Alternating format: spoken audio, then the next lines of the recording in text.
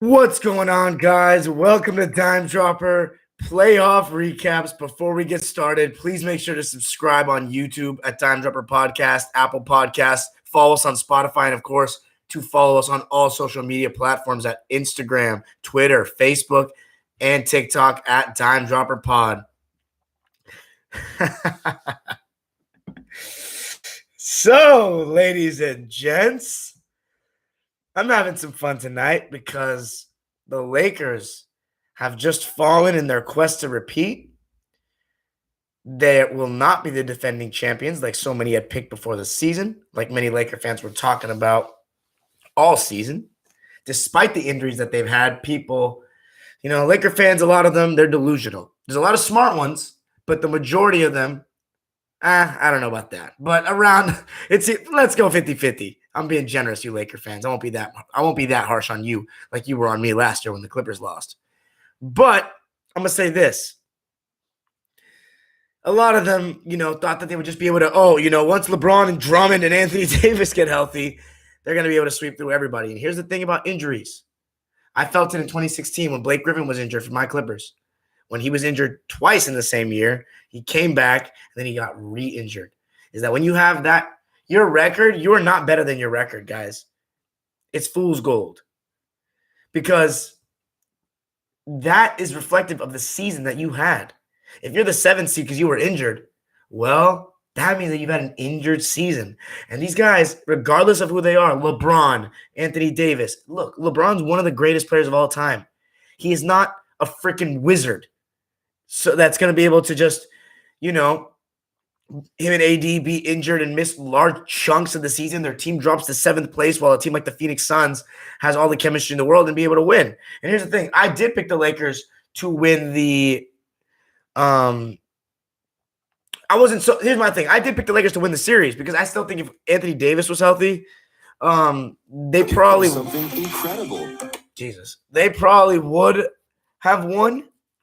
I still can't be so sure, though. The Suns played so well, so I can't even make those guarantees. It's all an if-schmiff. But let's just say that they could have won if Anthony Davis was healthy. But at the same time, if you're a Suns fan, and Chris Paul is definitely not 100%, you can make the argument the same way, the other way. At the end of the day, it's always going to be a what-if, so we're never going to know. But that being said, the Lakers, after 2-1, like when Anthony Davis got hurt in the halftime, around the halftime of Game 4, the entire momentum of the series flipped. And LeBron totally flipped. And we'll get into him in just a second. But I just think that there's some Laker fans out there that were so arrogant. They were already looking at the Lakers-Nets finals, penciling them in. And they deserve this loss. They deserve this for their overconfidence and all the trash that they talk. And you know what? It's going to be a fun summer, regardless if the Clippers win or lose for me. Because here's the thing. I'm used to the Clippers losing. My Clippers have lost and not won the championship 15 years that I've been a fan. Probably going to be 16 after tomorrow. Maybe we win. I still don't know if we win this series. But championship seems like a far-fetched thing, right? So at the end of the day, it's going to be more bearable for me with the Lakers not winning. Just the simple facts. And here's the thing. I've watched now 4 Phoenix Suns and Lakers series, and don't worry, we're about to break down the game right now. But I watched 4 Lakers and Suns series in my life, 06, 07, 2010, and now this one. And I've never rooted for the Suns, never. But you know the deal.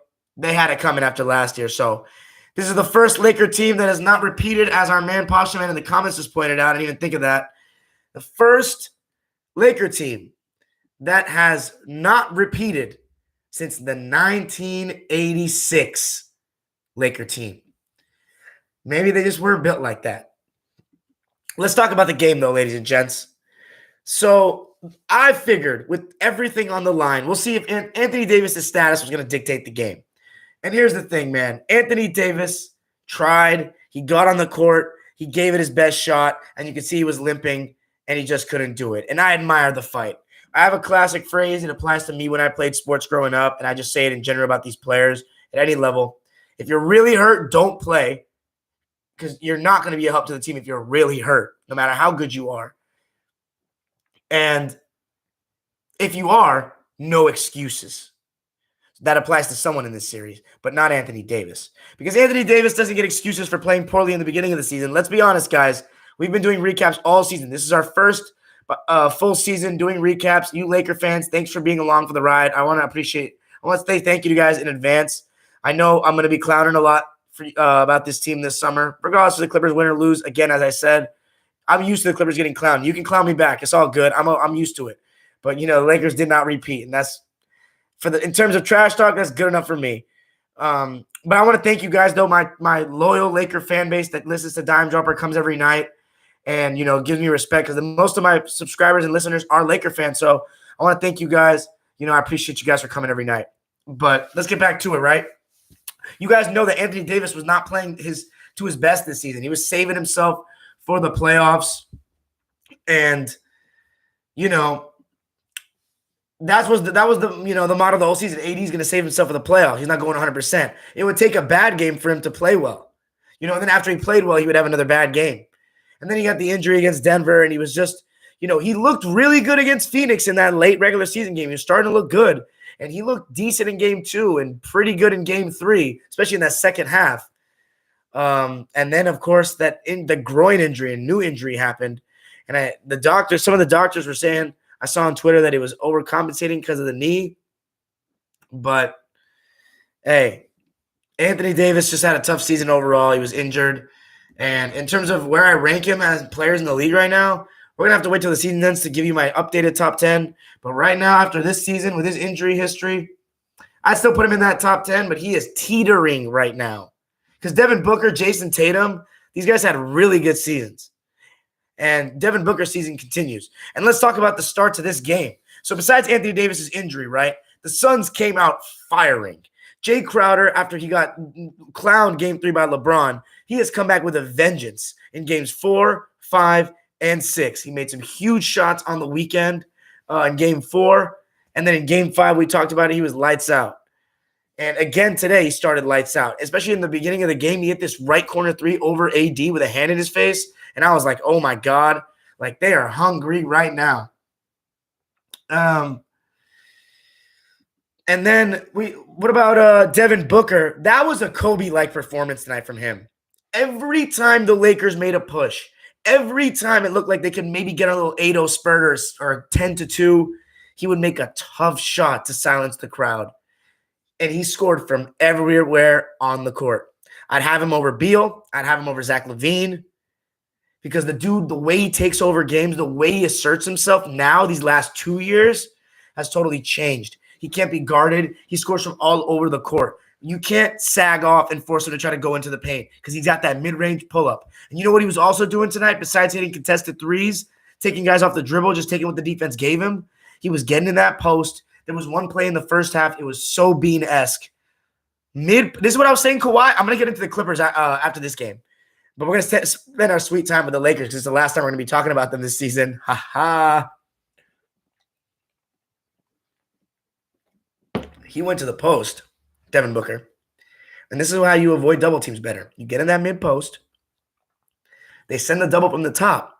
He turned baseline over his right shoulder. High arcing swish. And Devin Booker made a comment after the game. I know Bean was watching tonight. You, sir, made him proud. Devin Booker was the best player in a series in which LeBron James played every game. Devin Booker just played in his first playoff series. And Devin Booker played along about he was the MVP because of what he did in OKC. When in reality, and I've been saying it all year because the Suns were an initial dime dropper team. Chris Paul is the heart. Chris Paul is the leader, you can say. But that's D-Book's team. He's the one that's catching all the schemes. He's the one that teams try to make them not beat and do their best to stop. But unfortunately, there was nobody on the Lakers that could stop Devin Booker all series long. He was making everything under the sun. And you've got to give it to him. Chris Paul, and Mikal Bridges was fantastic. DeAndre Ayton in his first playoff series was fantastic. But here's my problem. Let's get into the Lakers now, right? I said I thought LeBron was going to play well in Game 5 after he shat the bed in the second half of Game 4 and then tried to play well in the fourth quarter to make it look like, oh, let me get my stat line when he lacked urgency when game 3, the Lakers had a chance in that game 3 to go up 3-1. Regardless of AD's injury, 3-1 looks different than a 2-2 going back to Phoenix. And all they needed was one vintage LeBron half. And he waited way too long by only shooting 2 shots in that third quarter of game 4. And then in game 5, we're like, you know what? How did he respond tonight? He didn't respond at all. He quit. And then tonight, he started the game the same exact way, if not with even less urgency than game 5. He was just passing around. Again, we got facilitator mode. And this is why I don't put him in that great scoring category. Because where's the mindset of us? Everyone says, oh, he's in everything. He's a pass-first guy, but he's in everything. Where was the scoring tonight? Kenny Smith's been saying it all series long. He says that we need scoring LeBron, especially when Anthony Davis is out. Isn't this common sense? This is the guy that some people really think that this guy has the highest basketball IQ in history. If you got the smartest basketball IQ, you got to go off. You got to carry the team like we've seen him do in the past. I understand he's injured partially. I understand. But the excuses go out the window. I watched Kobe play with broken fingers. Kevin McHale play with a broken foot in the finals. You know what I'm saying? Kawhi's knee is messed up. LeBron, he's jumping over Mikal Bridges' neck in game 4 off the glass. He's getting to the rim on certain possessions. He's capable of doing it. So miss me with the excuses, the body language, the leadership, the decisions. If you can't get to the rim, shoot threes, do something. You can't trust Dennis Schroeder. You can't trust Kyle Kuzma anymore. This is your season on the line. You got to take 25 shots. Let's see how many shots he took. 26? Okay, he did take 26 shots at the end. 10 threes. I mean, he probably should have taken 30. The problem is this. He chooses to take them late in the game when they're already down. This is why I say you got to watch the fucking games. Go back and watch all the games in his career in the playoffs. This man, he finds a way to master the statistical game. You see it with Wilt Chamberlain. Go watch that game 7 in 1970 against the Knicks. You see Wilt Chamberlain played terrible, but the stats, he had 24 and 21, efficient field goal. That looks great. He played like trash. Go watch the game. LeBron gets away with it. He finds ways to score when the game is decided, basically. You're getting outscored by 22 points in the first quarter. You're not getting off. Like, bro, I'm sorry. I hate to do this, but I don't hate to do this because I'm sick of the disrespect. Here's why I'm here. You want to tell? Let's stop right here. This is why I get such satisfaction out of tonight. I'm not here to talk about the Clippers and the Lakers. I am here to try to open people's minds and go against the media and show you about the greats of the game and how history in the NBA is disrespected more than any other sport. And I will tell you this now. I know the old heads try to go back and, they exaggerate and it causes this generational war, but I'm going to keep it 100 with you because I'm watching every game in today's era. So I can tell you, this is my era. I can tell you this right now. I watched Kobe for so long.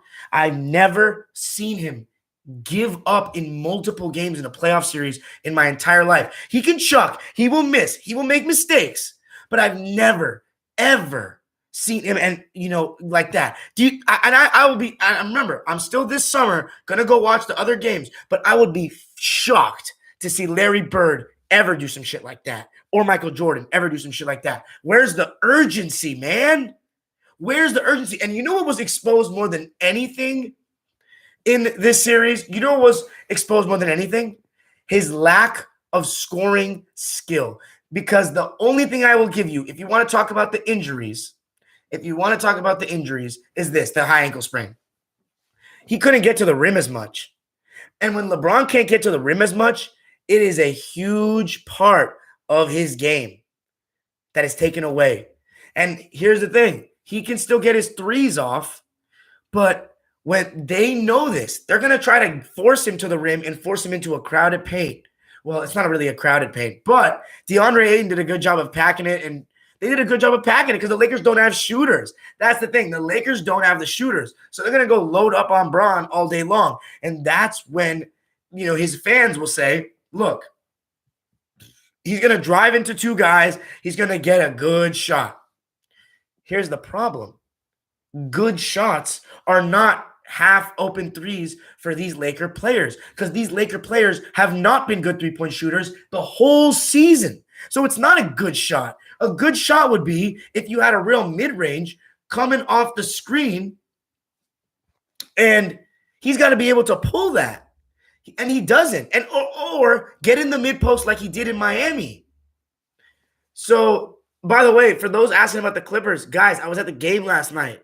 What do you want from me? I have the video of Kawhi's airball. I will post it. I'll post the actual video of me in the game. Don't worry. I'll have the content. But let's get back. He didn't have a mid-range, man. So that in-between game, we saw him go to some turnarounds over the right shoulder this season. And he didn't go to any of that in the playoffs, taking so long to make his move. Like, first half, he was just passing around way too much. Still got his 14 points.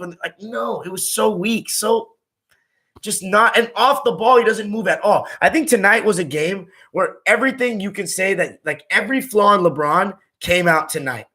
Like, everything that I can pinpoint of why I think that some people put him too high all the time – not some people, a ton of people, especially in this era – put him too high all the time, think too highly of him, is because of all the things you saw tonight. He doesn't move without the ball. Only in Miami, he maybe moved a little more. He's stagnant as shit.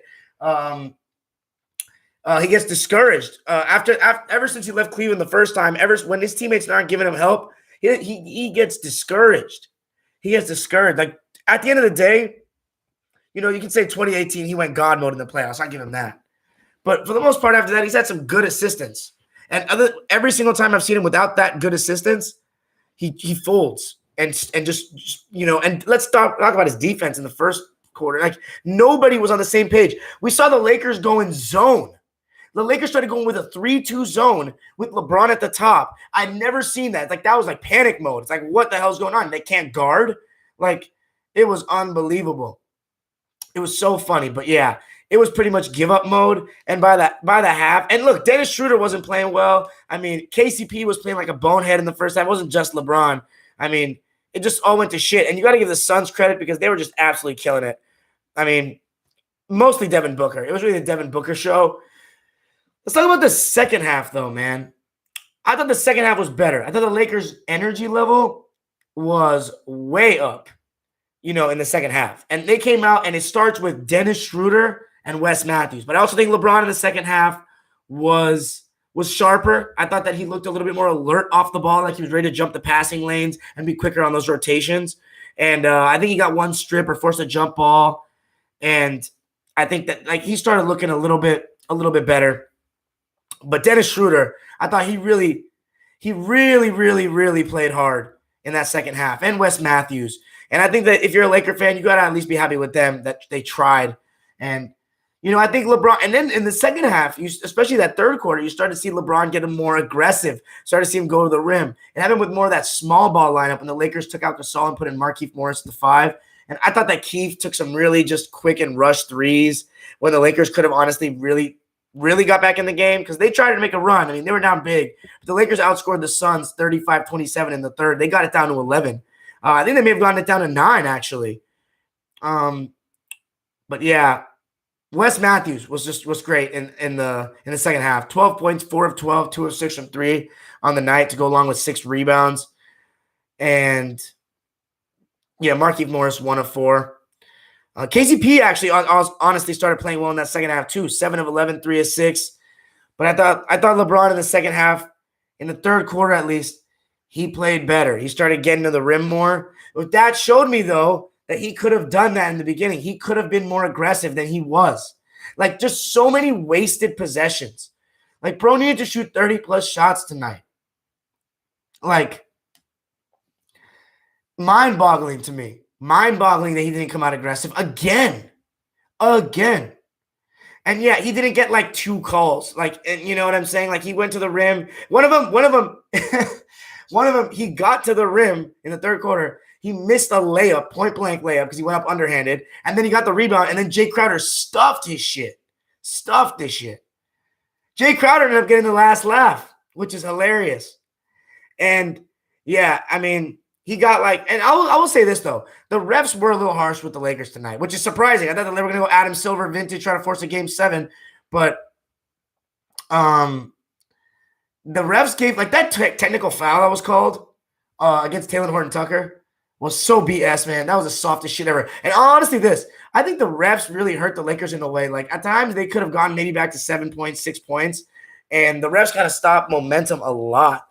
And I will say this though, Chris Paul, he made some timely shots, and he just made sure that the Suns stayed even keel. Cameron Payne was missing his layups today, and CP3 in the second half was just so smart about the way he controlled tempo, and he made some big shots in that mid-range. That's the thing, LeBron not going to that mid-range. It was non-existent, and that hurts when people build walls. How do you beat loading up in walls? Mid-range. But the casual modern Gen Z bot won't tell you that. They don't know it because they haven't watched other eras of basketball. But anyway, so yeah, LeBron's doing okay. I'm making, he's going to make sure he gets his numbers. Making a little push there. Which I like. Look, I'll give him some credit in the second half for effort, but you can't start out too late. It makes you wonder as a Laker fan, why didn't you start out the game with that energy? The whole team, not just Bron, the whole team. But it starts on the top. I always say that on this show. And he did not lead by example at all. And here's the funniest part. He was trying. One thing I did like, though, in the third quarter was, what the change in LeBron's game besides him trying to go to the rim more? He started trying to play off the ball more as the screener, trying to get into the mid post. These are smarter ways to play, not just standing at the top and dribbling like that and wasting so much time off the shot clock, which, again, kills rhythm. And he's been doing it his whole career, but casuals won't see it. And I didn't see it as a kid until I got older and started learning more about the game, that moving the ball is important and moving without the ball is important. And when he started getting to that mid post, it started getting better. I liked how he was fighting with Jay Crowder for position. There was one time where he was yelling at Kuz to throw the ball. And here's the thing. Again, with the energy being exerted, look, LeBron said himself, I don't get tired. Look, he's human. I get it. But look, you want some historical context? You can't mess around with me with the historical context. Bill Russell used to play 48, and Wilt would play like 48-minute games in chucks with none of these masseuses and the cryogenic and all that in the 60s, 48 minutes in the playoffs, consecutive games. These are the GOATs of the game. So I'm not saying that LeBron got to do that, but I'm just saying, like, bro, no.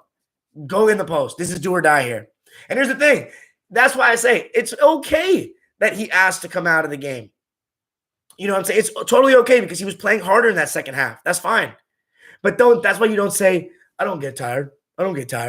Like, you sound like a clown, bro. You sound like a clown. That's why it's fun watching you lose. And I used to love watching LeBron win. I used to hate watching him lose. I cried during the 2011 finals. That was my guy. But, times change, things change. He changes, I change. And you look at it now and it's like, man, that was really what I was supporting. Because here's the thing. This is when you see the ultimate terribleness here. Fourth quarter, man. Book makes some big shots. Suns close the deal. LeBron gets to the rim. They miss a foul call on him. He probably got fouled. Doesn't get back. He wants to just talk to the ref. He's not on the screen for like 5 to 10 seconds. And he's like not even playing defense, just walking around as Jay Crowder makes a three. And then he goes up, scores, still complaining about the foul. And then Jay Crowder gets a wide open three and misses. But still, just seeing the body language, just seeing him walk around like that, just quitting, just giving up. And this is not. Hey, you want to talk about this? Not one, not two, not three, not four, not five, not six, not seven. Around that many quit jobs he's had in his career, starting from 2010 against the Celtics in Game 5, 2011. 2018 Game 4, 2019 regular season games with the Lakers after he activated playoff mode. We can go on, and we got a couple in this series. But good riddance, buddy. And here's who gets to celebrate tonight. The Michael Jordan fans. And I'm not one of them, the stands.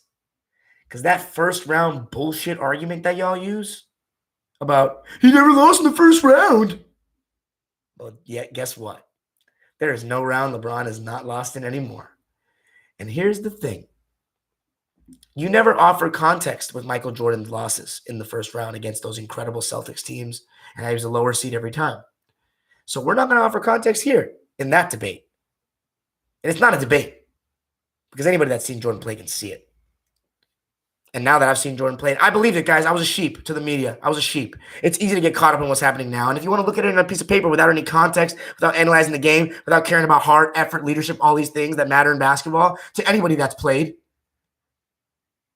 well, that's on you. And I'm not saying that every NBA player agrees with me. Not every NBA player agrees with me, but that's how I feel. Anyway, I think we got to give the Suns some credit, though. Cam Johnson, Jay Crowder, Mikal Bridges, Monty Williams, the whole 9 yards. They all played so well. And the Lakers, man, it was an unlucky season starting from the injury. They could have easily come up with this championship, honestly, if they were healthy. But in hindsight, man, and by the way, actually, since you're going to say it in the chat, no. Let me tell you this right now to people in the chat. This LeBron-Jordan debate has been fabricated before he was even in the league. Go watch the 2003 NBA draft and go look at their fact that they're comparing him to Michael Jordan. Why? Because Jordan retired 5 years earlier, promoted Shaq for a little bit, and they knew the downfall was coming. Who was going to be the next face of the NBA? LeBron James. And he exceeded all expectations that were put forth in front of him. And you got to give him a ton of credit for that because he had the most expectations of any player that's ever played coming into the league. My problem is this. He is just a different player than Jordan.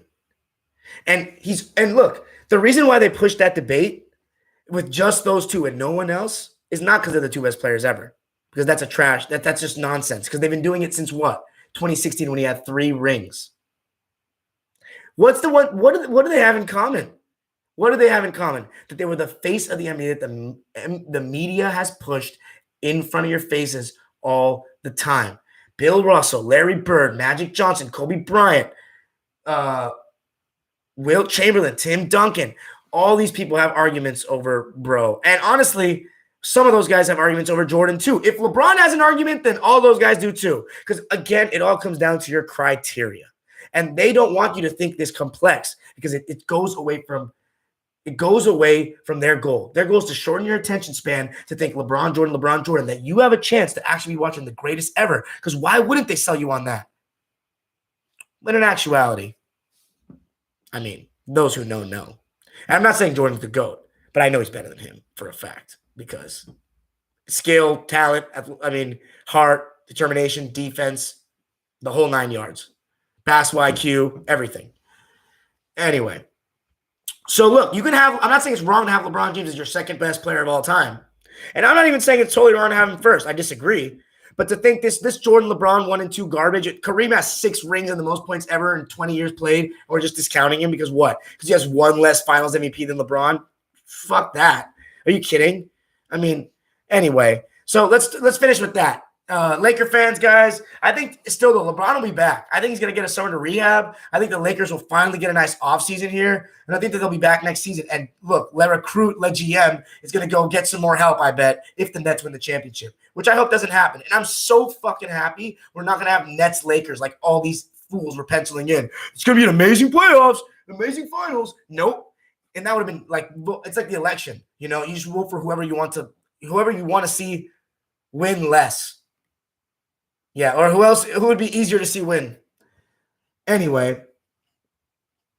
Yeah, Laker fans, I think it'll be okay next season. Even if someone else was the title, maybe you just sharpen up the role players alongside LeBron and AD, but don't get me don't be surprised if they go out and try to get some more help for the help.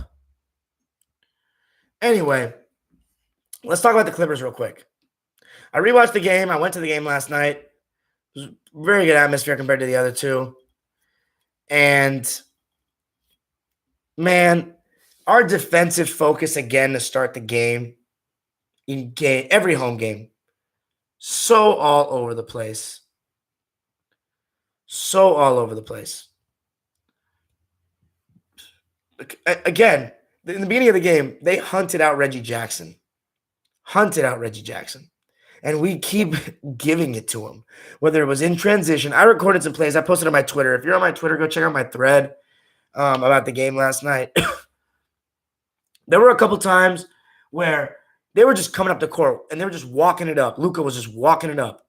And we had time to, get our good defenders on Luka, but Reggie wants to pick him up like he's Tony Allen in half court. And we're switching easily, letting Reggie go on him. And when Reggie's on him, we're either doubling or Luka's getting what he wants, shooting over a chair. Whatever happened to every possession counts? You know what I'm saying? Whatever happened to that? These guys are just, and on both ends of the floor, just letting Luka get Reggie Jackson after we've seen it all series long and how bad it is. That can't happen, man. Unless you want to lose. If you want to lose, that's fine.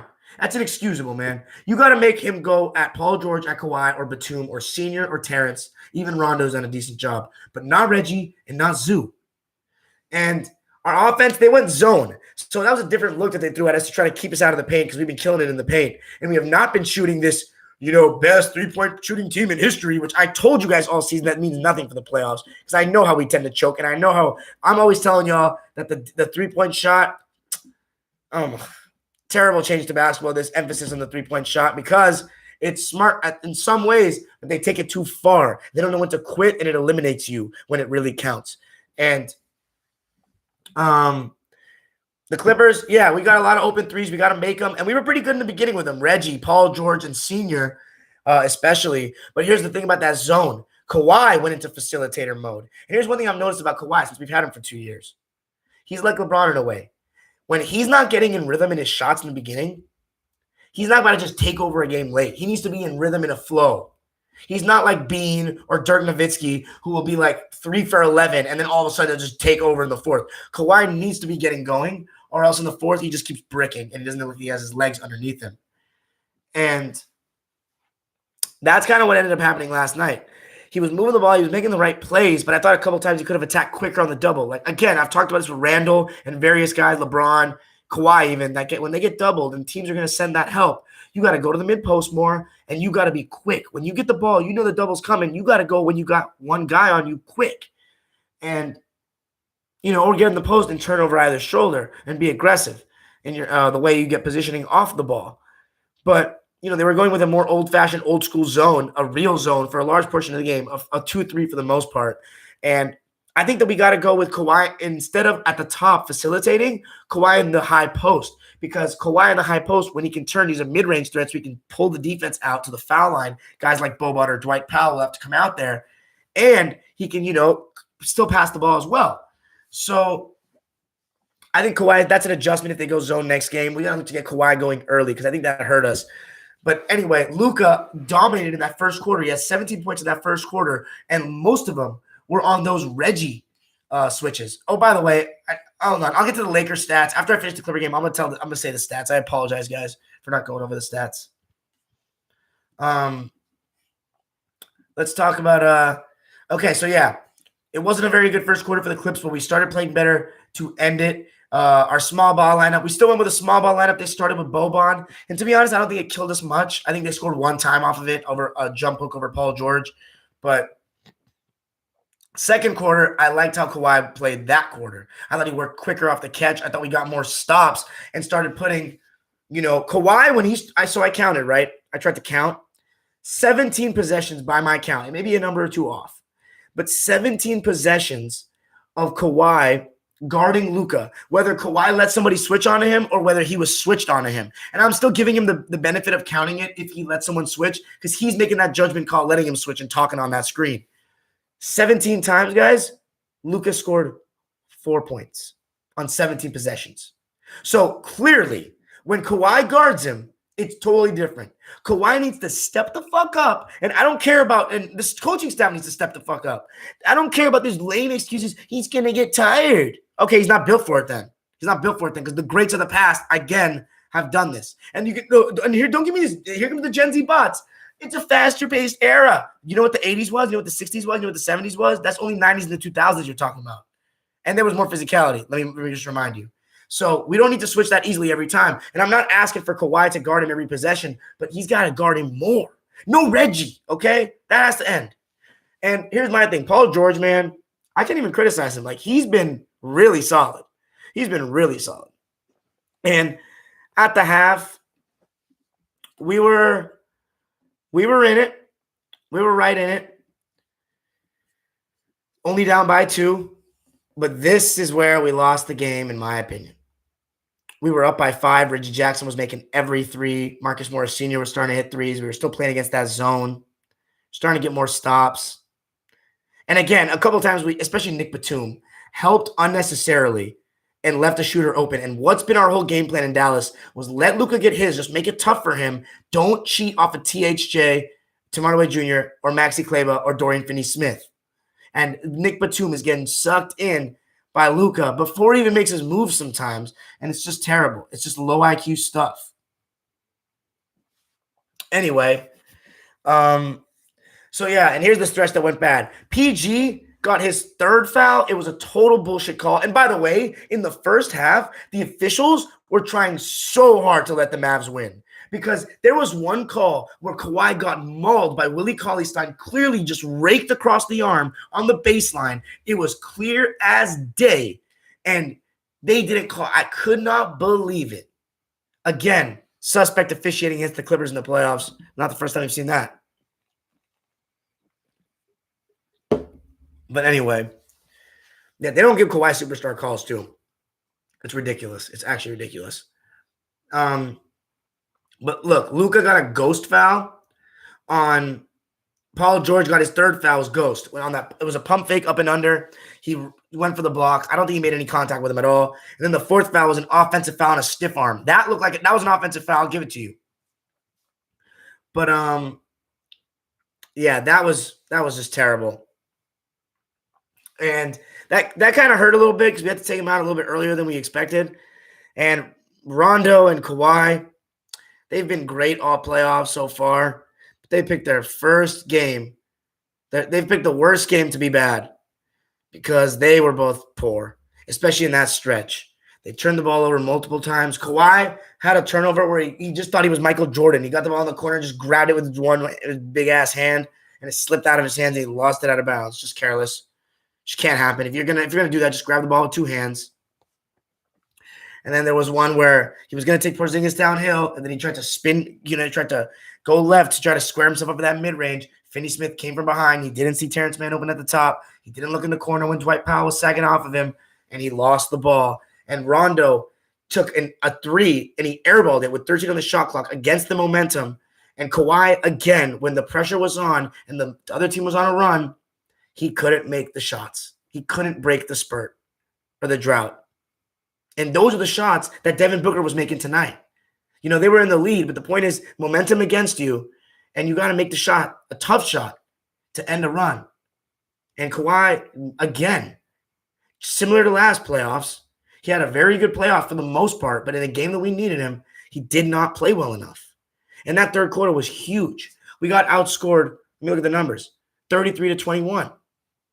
Then let's get to the 4th quarter. We played great, and it was mostly because of Terrence Mann and Paul George. They really picked it up, and our defense on Luka was better. That small ball lineup, Nick Batum, we did a good job in those one-on-one situations, and, we forced Luka into some tough looks. But, and Paul George started going to the basket. Paul George, again, I really don't have much to say negatively about him. He did turn the ball over, though, 3 times in the 4th. He cannot be doing that anymore because we're not going to win this series making those crucial turnovers. But at the same time, I was very happy just with his performance. Just overall in this playoffs, he's really answered the critics. It's really Kawhi that really let me down. He still couldn't make a shot in the 4th. And, Rondo was making some better passes in the 4th, but he just had a tough night shooting the ball and just a tough night in general. And Terrence Mann, he really fought hard. And, Nick Batum Sr., they're all right. Really in the 4th quarter. And then, we started getting close, real close, but careless defending. Nick Batum was sagging off of Porzingis before Luka had even made his move. And the Mavs went up by 10 when Porzingis made that corner 3. And Tim Hardaway Jr. made a big 3 to put him up 7 as well. But we still answered that run. A Reggie Jackson 3, a Marcus Morris Sr. 3. The crowd was getting hyped. You'll see the video when it comes out tomorrow. Kawhi Leonard and 1. And then we get the stop, the steal. Terrence Mann with the steal. We don't call a timeout. We try to get the defense, catch him off guard. Terrence goes to the rim. One thing I love about Terrence, he always goes up strong. And what did he not do? Didn't go up strong. He got scared of the moment. Passed it to Cutting Batum. Batum missed a chippy. Mind you, he missed basically a wide open layup in the first quarter too, which, and again, small margins. It was disbelief. It was disbelief. The moment got to him. And I can't get mad at Terrence because he plays his heart out. He made a mistake. He's young. He hasn't been in many crunch time situations this year. It's tough to see that. I'm not mad at him.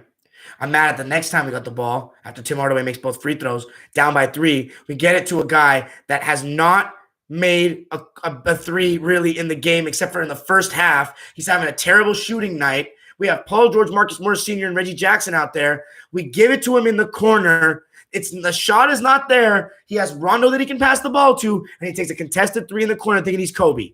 Airballs that shit. Disappointing, disgraceful, embarrassing, and Rondo had the right to yell at him. Terrible by Kawhi. He choked, and he has nobody to blame but himself for that loss. I know there was some BS in the first quarter, so here's what I have to say going forward. Terrence Mann needs to play a little more. Why not throw Boogie out there? Why not? Over Zoo. Because I think he can do what Zoo can do, maybe a little bit better offensively. Kawhi needs to be in scorer's mode to start the game because we only play the best when Kawhi plays like the best player on the court. So he needs to be in attack mode. Paul George is good. We just got to clean up the turnovers late game. I think Kawhi had 4 turnovers in the second half. Paul George had 3 in the fourth quarter alone. That's not going to get it done. Rondo's going to be better. I trust he's going to be better. I trust he won't go out without a fight. But we put ourselves in such a terrible position, and it's because of our complacency on defense, with Luka getting all those switches. It's our complacency with Nick Batum sagging off shooters. It's our complacency with Zubats not getting rebounds. Dwight Powell got 2 offensive rebounds over him that resulted in points. One of them just wanted it more, outworked him, got him over the top, and Tim Hardaway Jr. made a 3. And we're letting Luka beat us in a lot of ways. When he makes those tough shots over Paul George, that's fine. But gifting him points with Reggie on him, no. Terrible, disgraceful. And we have not started out games with the right energy at all. And here's the thing. You smug motherfuckers. You better win tomorrow. You better. It has nothing to do with the Lakers either. You wanted to avoid them. I don't know if I can't prove it that you wanted to avoid them. But regardless, you didn't prioritize the 3 seed at all.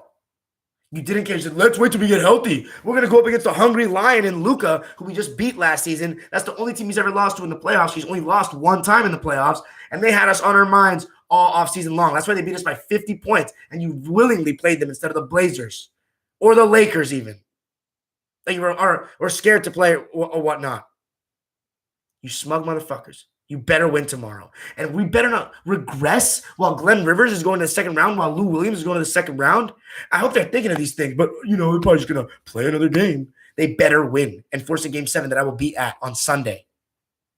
Or else the rant may be on the level of last year, just because of their smug attitudes. Hey, guys, I want to appreciate the Laker fans and everybody for tuning into the live. If you're a Laker fan this season, this may be the last time you listen to me. I hope it's not, but if it is, thanks for joining me. You can follow me on all social media platforms. I'm going to troll about the Lakers this whole offseason, but mostly about LeBron because it's amazing that he lost. It's so great. And it's because he's so unbearable when he wins. And the timeline will continue this summer. But anyway, let's go to the live subscribers. 80 of them waiting so patiently at 1 o'clock a.m. Pacific time. I got the best fans in the world, man. The best listeners in the world. Peace. Where are the excuse-making criers for LeBron now? Win. Look at these guys justifying. I watched the 06 series, motherfucker. I watched the 06 series. Yeah, that was the one time you can say Kobe quit in that game 7 after the first half. He passed the ball to the bums that he had in his team. No excuses. He messed up, but he was not favored to win that series. He dropped 50 in game 6, 29 points, and Lamar Odom couldn't get a rebound. But hey, if you want to count that as a blemish against Kobe, that's fine. That's fine. He never did it multiple times in a series. You justifying it just shows you did not see it live or you didn't see it in person. You can go to those articles all you want. Everybody in LA, all the Laker fans know the deal. We're not saying that those stars have ever had low moments. This has happened many times. It's the body language. It's the demeanor. It's everything. If you're competitive, you see that shit. You can't deny what happened. He checked out after AD got hurt. That's not okay. That's not okay. It's not about that they lost the series. It's about the way they lost. Period. I'm doing great, Raid. You know me. When LeBron loses, I'm doing great. You know why? Because I'm fighting to show you guys about the greats of the game and that this media LeBron 1 and 2 is bullshit, fabrication. You can have it second, but it's not a foregone thing, man. It's not a foregone thing. Everybody has an argument. I told you, bro, LeBron's not gonna be. He's probably not gonna be my top 5. There's almost no chance, honestly. Especially after this, another blemish. He was favored to win the series. I'm not saying they should have won the series, but the way he went out, that ain't good enough. The body language. Laker fans will hold him accountable. Some won't, some will. Depends what kind of fan you are. Simple as that. I don't hate LeBron as a person, guys. I still love LeBron. He's still a huge part of my back. I haven't watched one player in my life more than LeBron James. Come on. I still respect the man for all he's done. He's a good guy. He's a good family man, and he seems like a great dad. And he's still a great player, a top 10 player ever for me. The real haters, you guys want to call me haters. I'm not. I don't like him, but I'm not going to let that cloud my judgment. You know what I'm saying? He's still top 10 for me, consensus. Even though he's taking some shady routes, some, less easy way out with some of them. But he's top 10 for me for sure. I'm not going to be one of those guys. He's not top 15. He's not top 20. Not even top 10. I'm not one of those guys. But, hey, I am just a YouTuber with an opinion. Whether you guys listen to it or not is fine with me. You don't have to listen to me. I'm just a guy, but I do my research and I care about the game more than anybody that I come across. So you're just a count on a screen. You're watching me. I'm looking at your avid emoji thing on a faceless, chat. So you're here.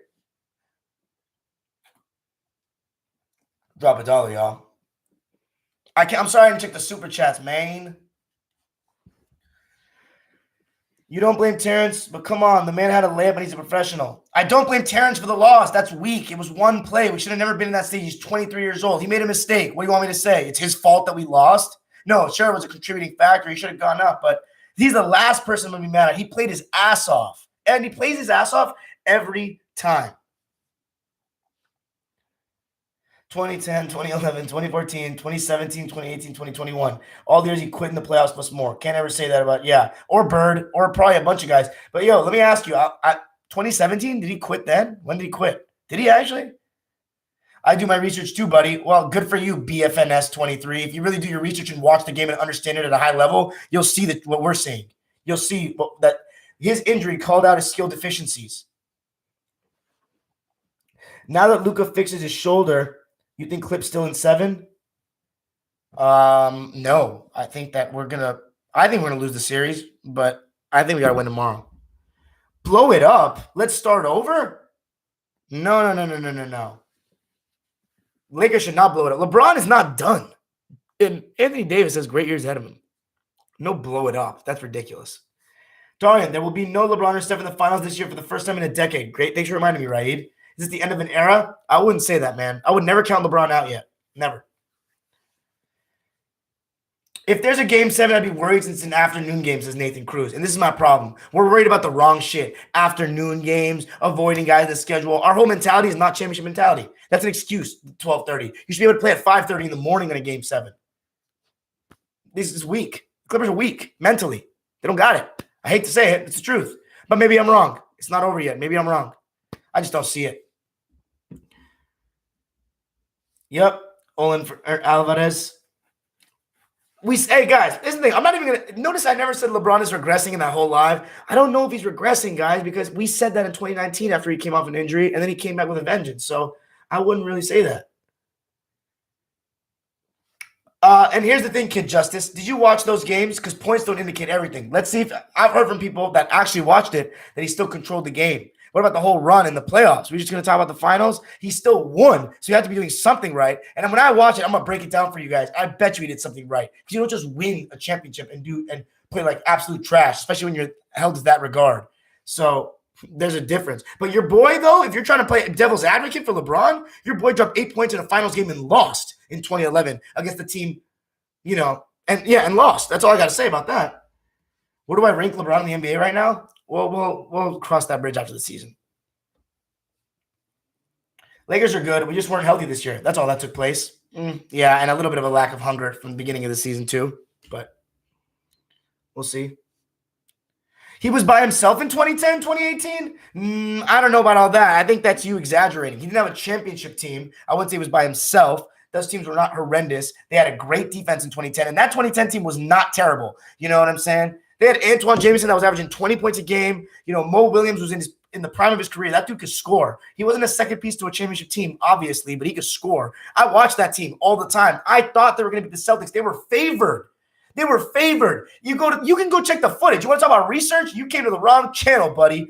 I remembered I cried when LeBron lost. I swear to God, I cried because I didn't want the Celtics to win, and that was my guy LeBron.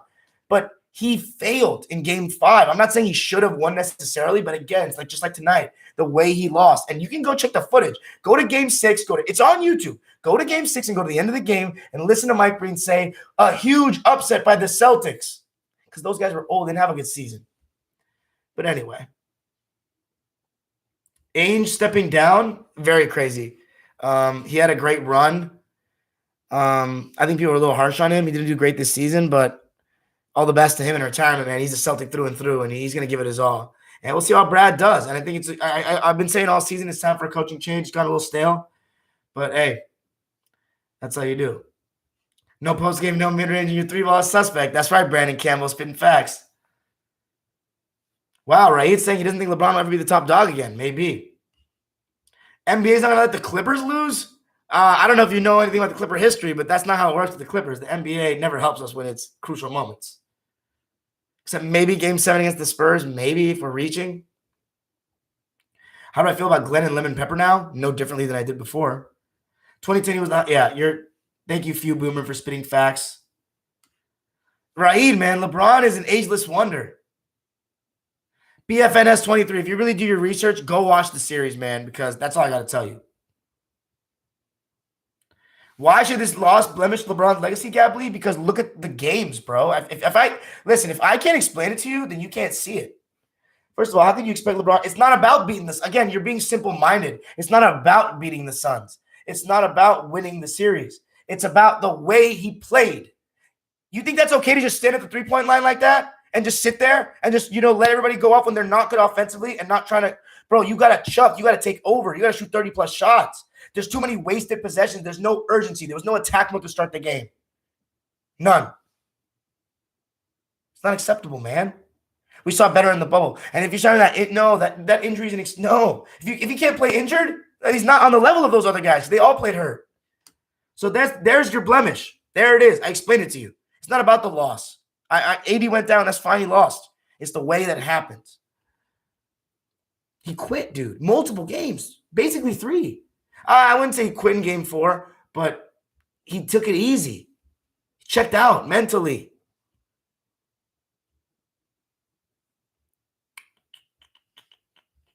You think if the Clippers go home, Kawhi comes to the Lakers, they can easily clear cap, especially the Nets win the title this year. Everyone talking about him going to the Heat or New York, but Lakers is an option. I'm not answering Kawhi questions because I don't care enough. Look, Raid, you can say it was LeBron and the mom and all that, bro. At the end of the day, it's all excuses to me. You got to get out there and play. You got to get out there and play. It wasn't like I don't want to use the R word, but it's not like he did the R word. They had consensual sex. I know it went behind his back and that's fucked. But, bro, on the court is basketball. You have not every single one of your teammates is Delonte. It was the same shit, bro. They loaded up. He couldn't hit a jumper. I saw this here. I mean, a lot of it's just these are excuses, man. Just excuses. Dan Carter, I keep it real about those Cavs teams. I watched that. Absolutely, Skip Bayless unfairly criticizes LeBron. That's what he's paid on TV to do. I'm not trying to be Skip. I give LeBron credit when he does well. I do. Go watch my videos last year. I gave LeBron his props. But I'm not going to talk about this all the time, this and that, because I watch the history of the game. I'm studying it. I don't do rankings. I just said I predict what my rankings are going to be. I don't actually know. That's why you guys know. You're following me on this journey. We're going to watch all the games. You know the deal. 1969. I'm excited to keep continuing, man. We're going to get into the 80s this summer, make some video breakdowns. So you guys can see it, and you guys can make your own lists. After watching the footage with me and the clips I'll show you, and it'll be real game breakdowns, you can make your own list. And I'll encourage you to do so, man. I want originality. I want everybody to be informed. But yes, the answer to the question is, of course, Skip Bayless unfairly criticizes him. Of course he does. Yo, real new money. Edward, why are you being so harsh on Lawrence, Frank, and Jerry West? Like this is roster construction's fault, bro. Come on. Our stars haven't performed. Kawhi needs to step it up, man. This is a legacy game for him tomorrow. He needs to step it up. I need to watch the. You know what? I didn't get to watch the Blazers game 5 and 6. So I'm gonna watch them, and I'll give you some feedback this weekend. I'm gonna have to watch it, man. I need to because I heard some good things about the series. Look, BFNS 23. He likes that. LeBron likes being the offense. He likes controlling, and he's great at it. He may be the best in NBA history just running through one guy. That style never wins, though. And his game wasn't great. He would just sit on the perimeter. He said it himself. He didn't have a post game. He had skill deficiencies. But you are right. His offensive help was not the best. But, dude, they added some guys. They had shooters, man. Mo Williams, Anthony Parker. These guys could shoot. Shaq. They had Shaq, Z, and Anderson Varejao. Like, those are three decent centers. None of them were all-star. Z was, and Shaq were a little past it. But, man, Z can still pick and pop. Shaq can still give you the occasional post bucket, but he got hurt before the playoffs. And then Varejao was a fighter, man. He used to rebound. That was a different era. It was a lot more toughness. And obviously, LeBron, you know, he didn't have the – at that time, but you need to be able to hit jumpers on walls. He just didn't have that. Oh, yeah, the thunderstorm is coming. I forgot about that clownage. Man, he talks way too much when he just talks so much. The thunderstorm. I can't wait to watch his post-game interview.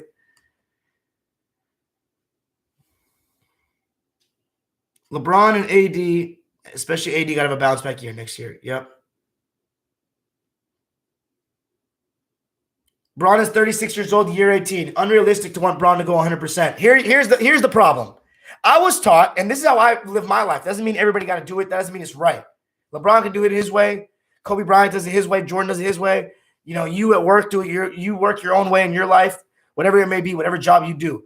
But I was taught that if you're getting paid to do what you love, you give it your all the time. And in sports, at any level I played at, the one thing I can walk away from, I didn't have good games. There are games in the fucking rec league I look back and I'm ashamed of that I played, some games that I didn't play well enough in playoffs and I lost with my friends, It means nothing in the long haul. No one cares. It's the rec league. But I lost with my friends. I'm fucking competitive. So that shit hurts even to this day. I'm mad I missed that left-handed layup on a break or some shit like that. I'm mad.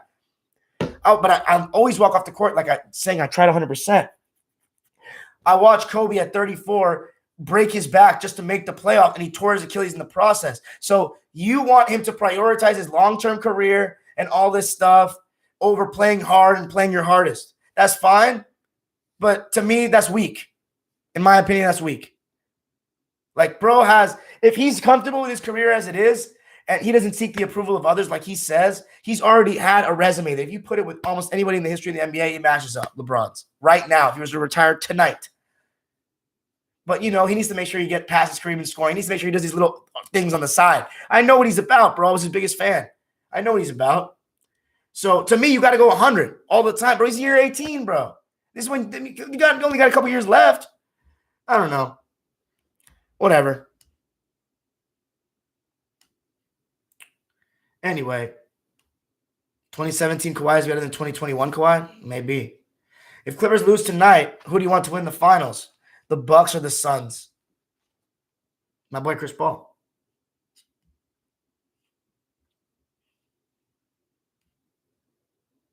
Did Kobe ever quit? I think that I'd say, if you had to pinpoint, I would say that 2006 Game 7 against the Suns.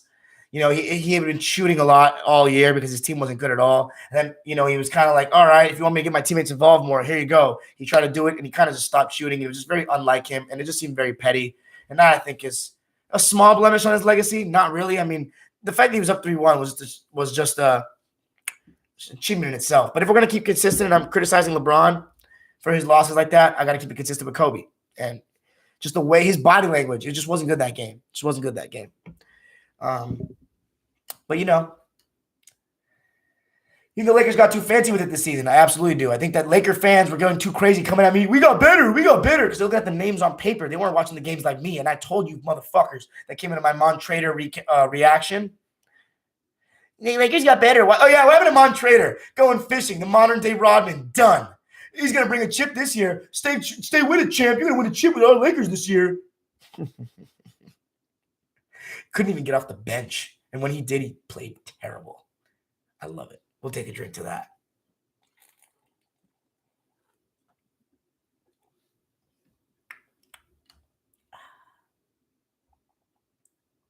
I will watch this. I will watch the Blazers series, right? I will. No, I'm not being unfair to LeBron. No. No. Because if he wins, then you're going to be like, he's 36, he's the GOAT. No. You haven't taken into consideration his age. I do not care. He's supposed to be the best player in the NBA. We were calling him that this season. We call him the greatest.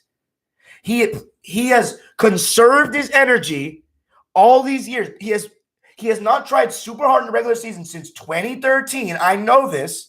And I will say this, though. Last season, he picked it up because of all the criticism. And, in the West, he had to play a little harder. That's how Lakers got that number 1 seed. He played a little better, a little harder, more effort.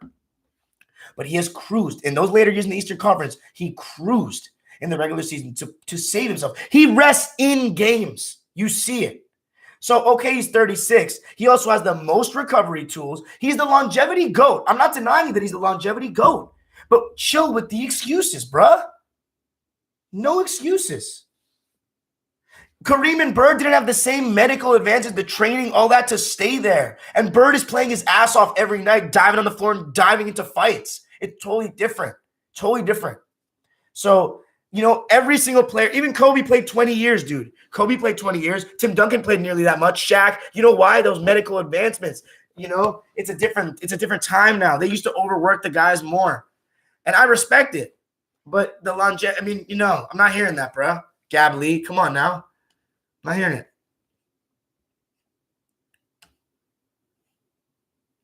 He trolled in the postgame interview? Gab Lee, it's all about expectation, my friend. It's all about expectation. That's all I have to say on that.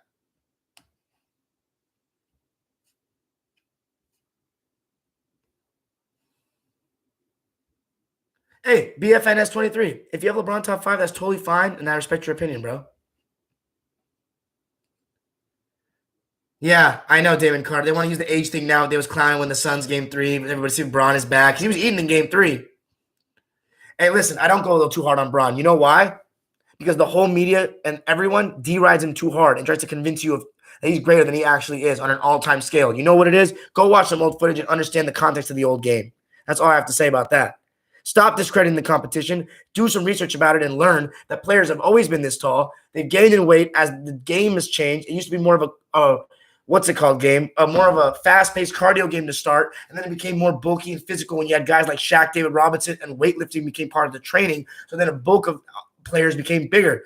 But in the past, it was slightly different. It was a lot more of a fast-paced game. You didn't just charge into people offensively. Those were mostly offensive fouls in the 80s and prior.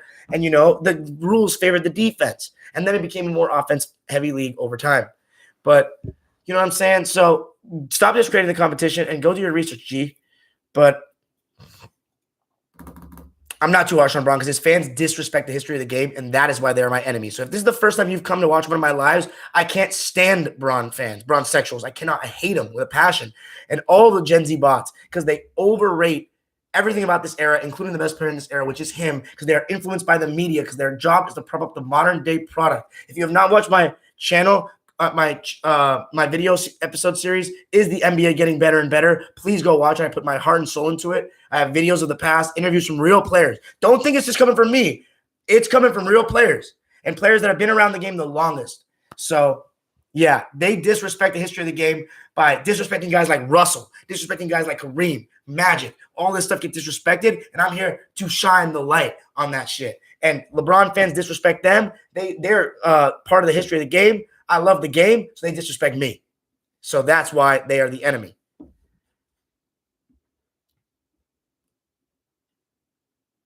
Gab Lee, again, I already explained with the modern training.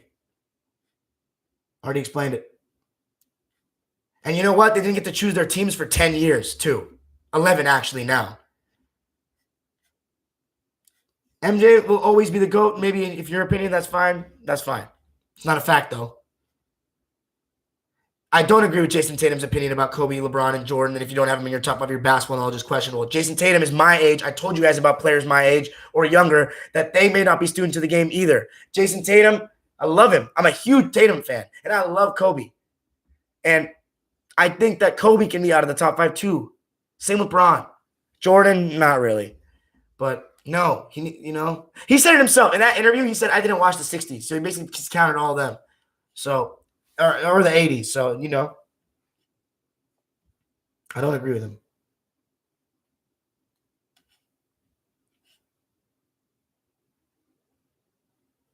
East was very weak compared to the mid to late '80s, the whole '80s. The '60s was a war zone in the mid '60s. It was like one night you're playing Oscar Robertson's Royals, then the next night you're playing against Dave Bing's Pistons, and you got Wilt Chamberlain's team the next night, and then Bill Russell's team the next night, and then you got Frazier and Willis Reed the next night. I mean, there was some. If you're the East back then, man, that's terrible. Nah, okay, BFN. Hey, you don't see it, you don't see it, you don't get it, you don't get it. You don't get it that he does it all the time. It's not one instance. It's not this. He pouts, he quits, he stops trying sometimes. No, you don't understand. Ain't no excuse. His best teammate was hurt. Yeah, I don't think so that gives you the right to just go casual Saturday. No, you gotta chuck, bro. You gotta go hard.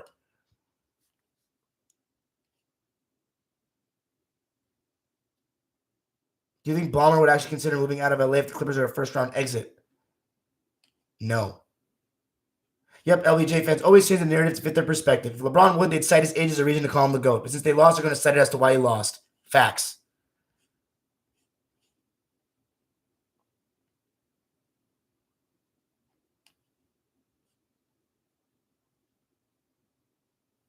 The flop fans are just crying. You got to love it. You got to love it. It's a great day. Dime out here spitting facts. Us Braun fans got to. Oh, you said us Braun fans. Okay, there you go. You don't know the history of the fucking game. You're a LeBron hater. Sure, I'm just a LeBron hater. Oh, look, it's Lakers, baby. A crier. He be crying in the comments. I see you. You're such a crybaby. I'm going to let you get some comments up before I mute you. But no, I do know the history of the game, and that's why I am LeBron hater. No, I'm just spitting the truth of what I see. I'm just standing up what I see. You tell my eyes are wrong? Okay, that's fine. I don't care. I know what people see. I know what people see. And I know what I see too. And I've been on the LeBron side, so I see all the reverse arguments. I know which side is right. The side is right is the people that actually watch different eras and see how shit changes. You are a Gen Z bot, Lakers, baby, and your team's out of the playoffs. And guess what? Cry about it. And you're in my live too, crying about it, which is hilarious. It doesn't matter if you – it's okay. You don't disrespect the greats, that's fine, but you don't know enough about them if you're saying what you're saying. And you don't see the difference. You got to watch the tape. But don't worry, I'll show you if you stay subscribed. Can't stand on LeBron. Yeah, hey, thanks for the money, old major. I appreciate you for the $10, bro. Fuck with you. I love how you're woke to the BS. To use Kobe as an example, what Kobe was doing at season 18, he was injured, and the next year averaged under 20. No, Gab Lee tore his Achilles because he gave it his all. That's the difference. He risked injury. He gave everything he had. Everything he had. And Chuck, did you watch that 2013 season? Because I watched it. And if you watched it and think that was the same, you're lying to your own eyes, my friend. You are truly lying to your own eyes. Well, I don't think he's definitely top 5. I totally disagree with you, BFNS 23. I think you need to, if you don't agree with that, you don't know enough about the history of the game. Because I will give you the fact that he can be top 5. I'm not giving you no definitely garbage. Yep, CP3 was hurt too, but I guess Booker gets no excuse. Yep, few boomers spitting facts. Kyle Kuzma was bad. I should have harped on it. What do you think of Kyle Kuzma's speedo this series? I think Kyle Kuzma was poor, man. He needs to really improve his offensive game. It doesn't matter. I don't care, BFNS. Your rankings don't mean that much. Never seen you in these lives either, so it definitely doesn't mean that much to me. You're just a faceless name. You're just a faceless name. Yep, love to be the most arrogant people in the room, and then when things don't go their way, they start crying. No, they learn from their guy. I didn't see LeBron Crowder mocking LeBron's salsa commercial. When was that? Yep, there you go, Jason. LeBron does all the time. When he gets blown out, he plays less aggressive. Just look at his body language in the 2018 finals. Game 1 overtime, game 4 2018. And you know what? I excuse it because his team was way worse. He shouldn't have won the series. But again, it's just that body language, that effort as a leader. You just got to look at it. And it's not the same as others. No, it is not. It's total quit job. And Charles Barkley said it. Like, people say it. Grant Hill said it. Like, you go back to that moment. If you think I can't say it because I'm playing the NBA, fine. You don't have to respect my opinion. But when other players in the league have said it and they're looking at the same thing I'm saying, you take it and you interpret it how you want to interpret it. Yeah, Kobe played through so many injuries too. So many. Kuzma was bad. I don't know who Kuzma can be traded for. I don't know about that. Sam Lawson about Father Time being finally arrived. Who's the best player in the world right now, Raid? I think maybe Kevin Durant. I think Giannis has a chance to fight for that this year, this series, but I don't think he'll get it. But yeah, that's it for me, guys. All right, peace. Because Gab Lee, he doesn't have enough to surpass those are the guys in my mind. No. Anyway, peace. Yeah, I know. Charles Barkley and Grant Hill did call them out. The videos are there. You guys know. You guys really actually know the study of the game. All right, guys. Peace out. Clippers tomorrow. I don't think I'll be live. I'm going out tomorrow night. Because here's the thing. If we lose, I'll make a regular video with a good camera reaction similar to last year. If we win, I'll have something. I just don't know. And by the way, I am bringing I am going to post my vlog about the game. See, this is what you don't understand, BFNS23. Charles is not a LeBron hater. He just calls it how it is. Because if you've ever watched Charles Barkley play basketball, he may not be as good as LeBron. He knows that. You should have seen how hard he played when you watch the games. He's from an era where some of the shit he does just doesn't fly. And I was raised by people from that era. So that's why I don't think it flies. And because again, we saw Kobe every night. I'm not a Laker fan, but I watched the games. I saw what he acted like. And he was old school. But anyway, Game 5 vlog will be there tomorrow. Anyway, peace.